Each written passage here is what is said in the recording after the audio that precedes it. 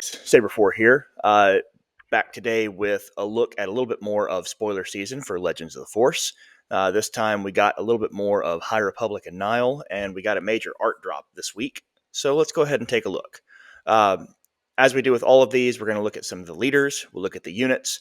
There's only 2 events this week. They didn't have a substantial amount of upgrades, but they did do a lot of art. I'm just going to look at a little bit of it. We'll talk about some potential combos, and then we'll be out of here for this week because I am going to watch the Minneapolis Regional. If you have not already, please subscribe to the channel. Really helps out with growth. Really enjoying kind of seeing where it goes, and would love to have you be a part of it. Anyway, let's go ahead and jump on in. The first leader that we got this week was the Grand Inquisitor. We got him in kind of his show format rather than the format that we've seen him in the cartoon version. So the roundhead version of Grand Inquisitor. He is a cunning villainy leader. If you use your force token, you can attack with a friendly unit, and the defender gets -2/-0 for this attack. So this pays to attack a unit, obviously. And if you are playing with one of the regular bases that we've got now in Legends of the Force, and you are attacking with a force unit, you can basically do this and get your force token right back. This is Jyn Erso's ability, and we know exactly how much play Jyn Erso has. Not thrilling. This is a 5 deploy. It's a 3/5 shielded, so at least he gets the shield. It's got the same stat line effectively against the base that Sabine has, but with a shield for 1 more cost. We'll see. It's just not. There's nothing super thrilling about that. He does have the Force trait and Imperial and Inquisitor along with that. And then his on attack, the defender gets -2/-0 for this attack, which again kind of follows that same stat line that we were talking about with his leader action. The one that we're a little bit more excited about and want to kind of see if we can build around is Avar Kriss. Action is just the Force is with you. She just grants you a Force token.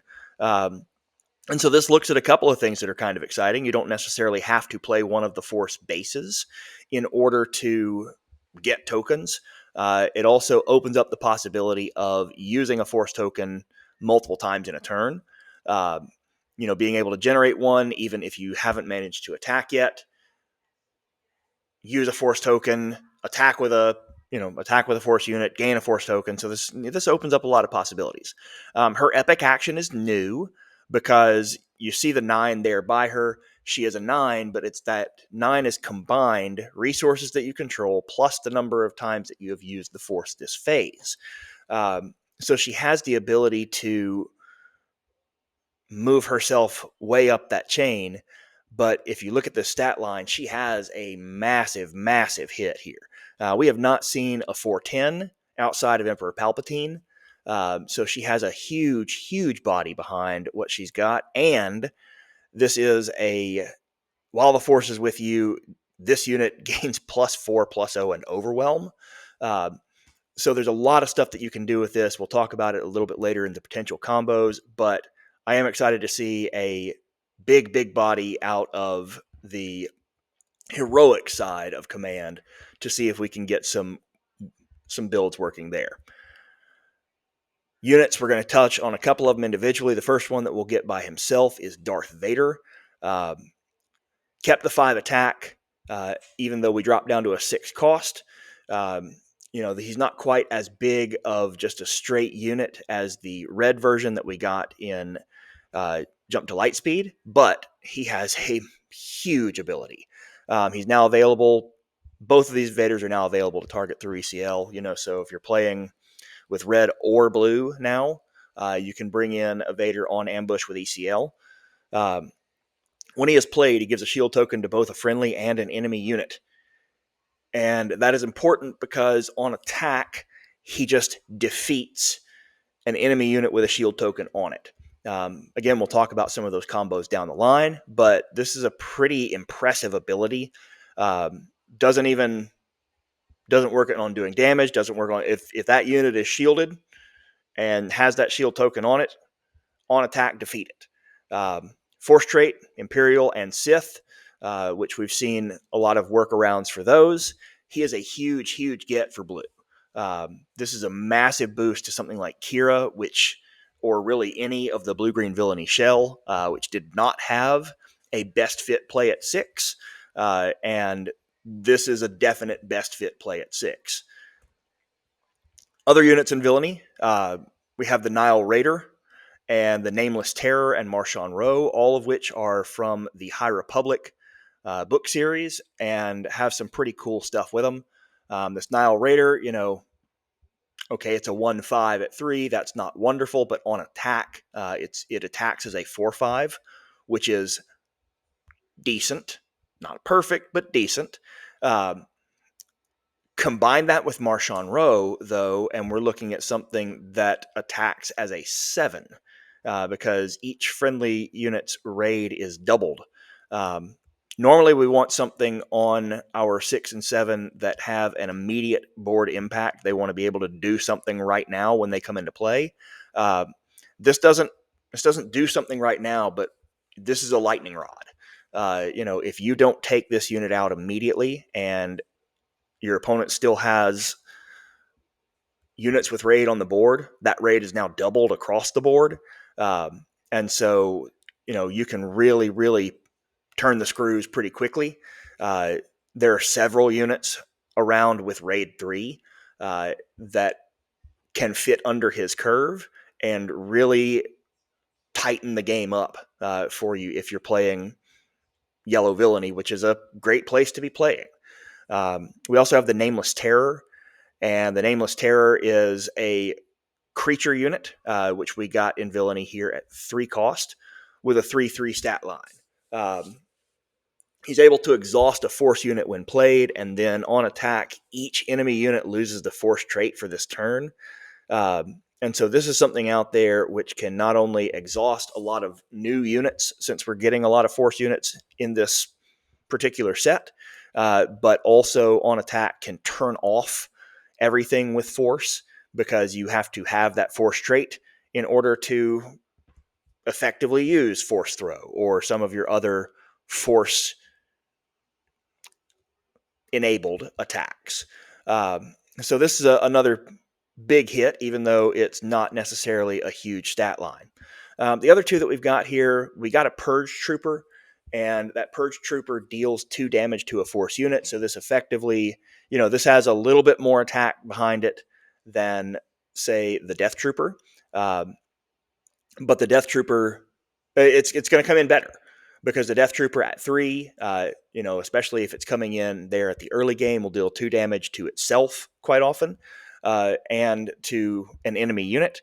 And if your opponent is playing force at all, you can drop this guy out there, do no damage to the Purge Trooper, and it leaves behind a 4/2 instead of leaving behind a 3/1. And then the Knight of Ren, which is just the big thing here with it is that we got another First Order unit.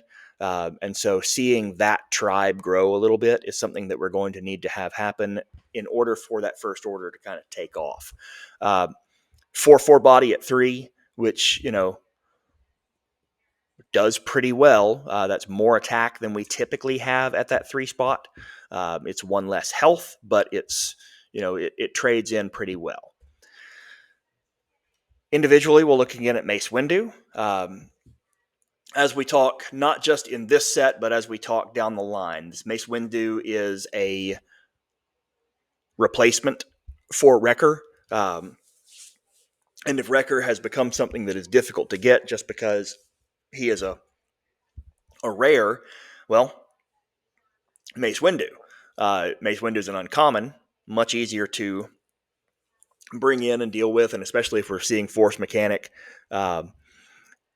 This is Wrecker and a Jedi synergy. We kept the overwhelm, we dropped down. We kept the overwhelm, we kept the 6 health, we dropped down 1 attack. Rather than destroy a resource, we use the Force token, something that we can gain back. And so that's a renewable thing rather than having to just burn a card that's in our resource row. Deals 4 damage instead of 5. So, it costs something renewable and it does 1 less damage. But this is a nice hit for Heroic. Not that red needed another one. Um, Other units that we got on this one, we got the Loth Wolf, a true sentinel, something that can't attack unless we turn off its card text, but a 3/3 for 2 that heroic vigilance can drop down and deal with those 3 health, 3 attack units. Or anything that is under 3 attack. It's gonna sit there and soak up a couple of them. The Jedi Starfighter, interesting. Deal 1 damage to a space unit. It kind of helps clear out space, but I'm not thrilled about a 1/4. The Legacy run is an interesting legendary. It's a this is the crash of that ship starts the events of the High Republic, and so we don't get a lot of talk about what goes on with the Legacy run besides just to see its debris field. But thematically, we did get quite the debris field with this. When it's defeated, deal 6 damage divided as you choose among enemy units. This is a little bit better off than indirect damage, although it doesn't damage a base. If you are able to bring this in with ambush, or you're able to bring this in and some way attack with it, deal 3 damage to something and then deal 6 damage as you choose across other units on the board. You've got a pretty good little bomb unit there. The Priestesses of the Force. This one's interesting. You can, if you're playing with Vader, you can use this very well. If you're playing and you want to put shield tokens on your own units, you can do this pretty well. But you can use the Force to give a shield token to each of up to 5 units, which is pretty massive.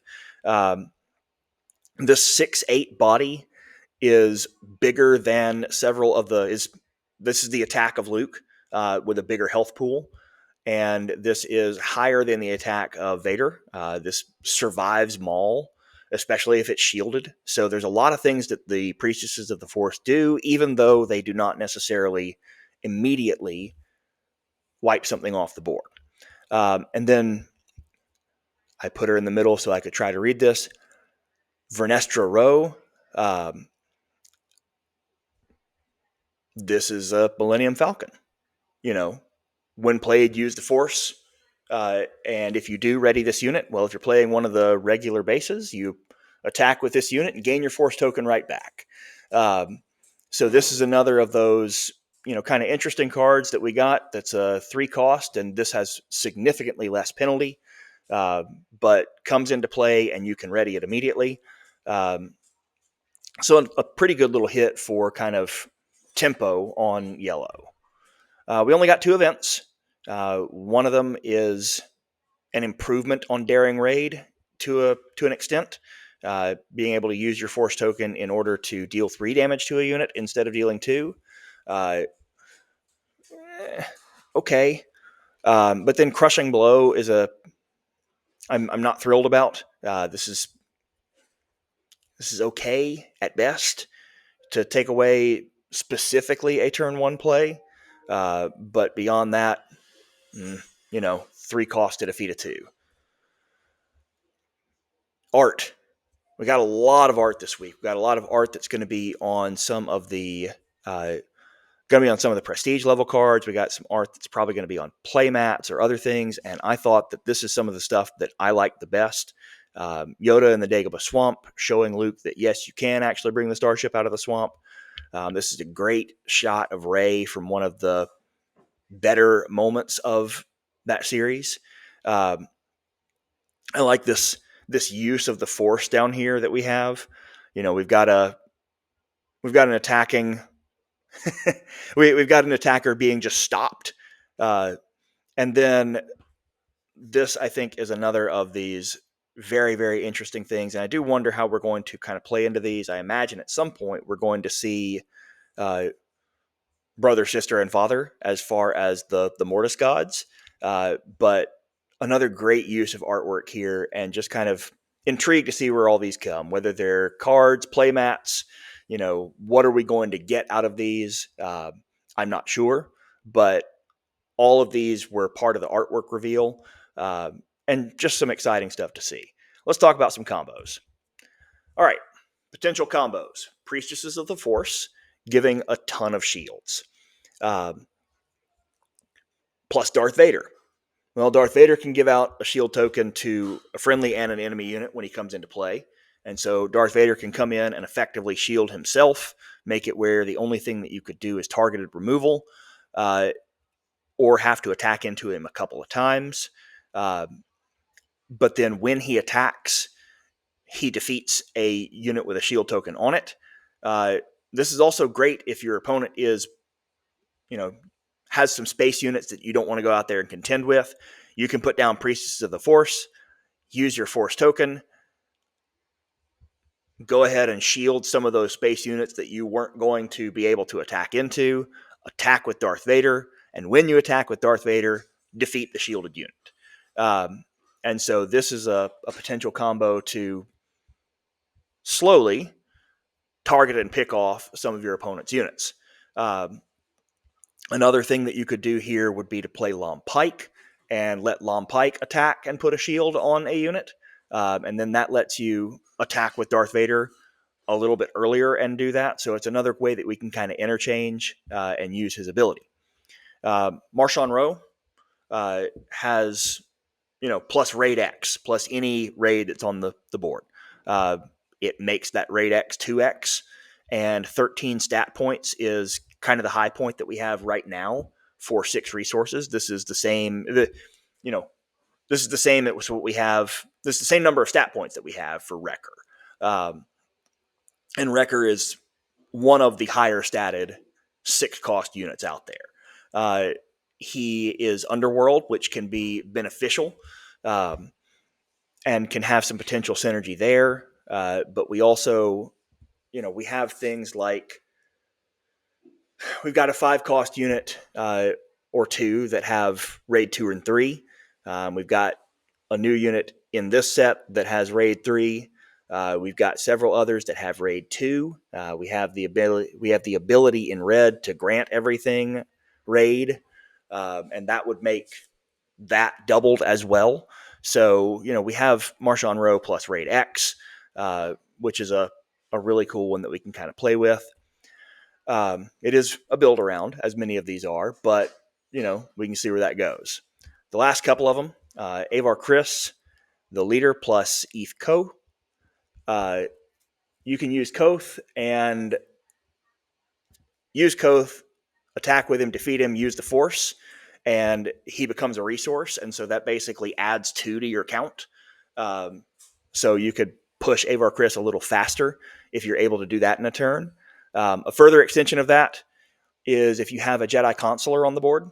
That Jedi Consular would allow you to use the Force token to discount a unit in. Let's say you did that and you deployed Obi-Wan. Well, now you have shielded Eth Koth from anything other than direct removal, making sure that you can attack with him, gain your Force token, use your Force token when he is defeated. Now we've added 3 to our count. So that's the potential to deploy Avar Kriss on 6. In the right circumstances, the devs have said that they can deploy her as early as 5, which I haven't quite figured out what those right circumstances are because we haven't seen all of those cards. But note that if you do what I just said and you did that consular action and deployed Obi-Wan, you're going to deploy him for 1 resource. And if you followed that chain out, you've got 5 open resources at the time that you flip Avar Kriss. If you've done it right and you've used her ability before you flipped her, she's going to flip as a 8/10 with Overwhelm and be able to attack, generate Force tokens because she is a Force unit. And so it's going to be very difficult for your opponent to keep up with that, especially if their 6 flip is not an 8/10 body. And then finally, we have the Grand Inquisitor plus a garbage can. I don't think that giving us occasional duds of leaders in yellow quite balances the idea that we get some major hits in this color. But I also don't know why we needed another gen or so. Maybe in draft I'll find a use for this guy if I'm forced to. But beyond that, let's drop that one right over here. Anyway, some exciting stuff this week. interested to see this, and I'm going to go ahead and get off now and start watching the rest of the Minnesota Regional. Have fun out there, and we will see you next time.